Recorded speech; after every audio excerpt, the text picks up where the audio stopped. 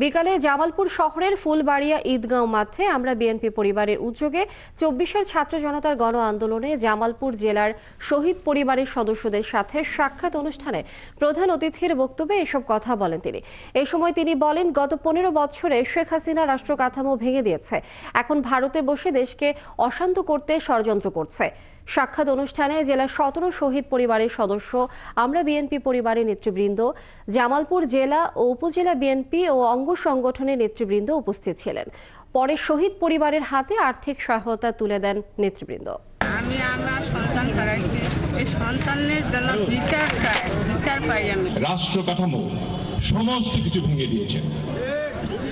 এই যে ভেঙে দিয়ে তিনি হত্যা, গুম, খুন, রাহাজানি, লুটতরাজ ইত্যাদি করে গিয়ে ইন্ডিয়াতে বসে আবার তিনি ষড়যন্ত্র করছেন আমাদের দেশকে অশান্ত করার জন্য।